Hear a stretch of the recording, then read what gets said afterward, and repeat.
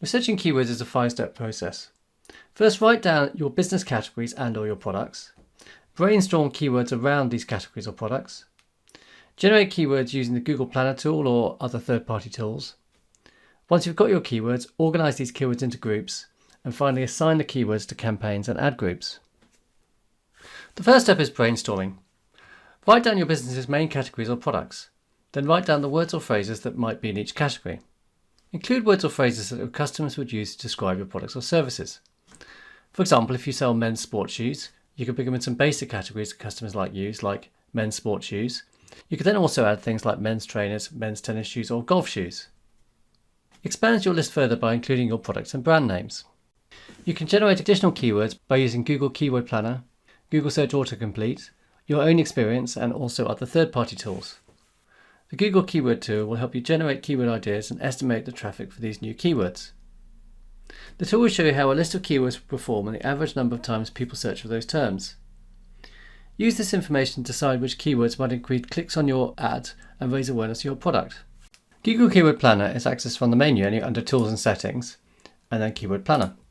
If you click on Discover New Keywords, and then you type in something related to your business, for example men's shoes, and then click Best Results, it'll give you a list of keywords related to the search you inputted, along with average monthly searches and the competition.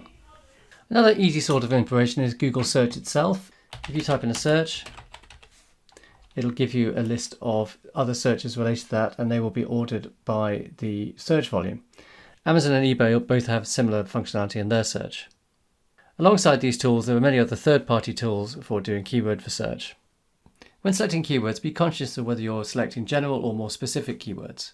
Specific keywords are keywords that directly relate to specific products, and they're useful for targeting customers who are interested in a particular product.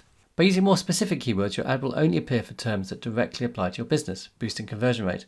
However, bear in mind that if keywords are too specific, you might not be able to reach that many people.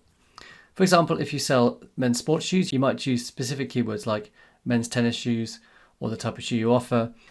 That way your ad will only be eligible to display for searches for these types of shoes.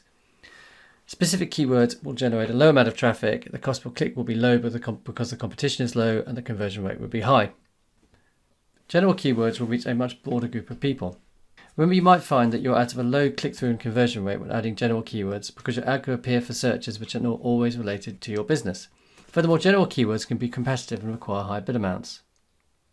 When using broad targeting, consider using smart bidding. Smart bidding uses machine learning technology to prioritize the best performing searches regardless of their match type. Best practice is to test general keywords to determine which ones generate the best results. So for example, if you sell a broad range of shoes, you might specify a general keyword like shoes. By doing this, your ad will be eligible to show when someone searches for a wide variety of shoes. The cost per click will be high, the traffic will be high, but the conversion rate will be low. Thirdly, there's negative keywords. There may be certain searches you do not want to appear for. For example, you may sell microwave ovens and you didn't want to appear for a search for toy microwave ovens. In this case, a good negative keyword would be toy or toys or play or pretend. Finally, once you've grouped your keywords together, you need to organize them into campaigns and ad groups. Here is an example of how it could be done. On the left, I have a list of campaigns. We've got smart shoes, sports shoes, casual shoes, so different types of shoes. And the ad groups will break that down further into subgroups. So taking sports shoes, there would be running shoes, tennis shoes, and golf shoes. And the keywords are specified at the ad group level. So you would have keywords specific to running shoes. So for example, running shoe, running shoes, maybe just run shoes or marathon shoes, things like that, which are specific to running shoes.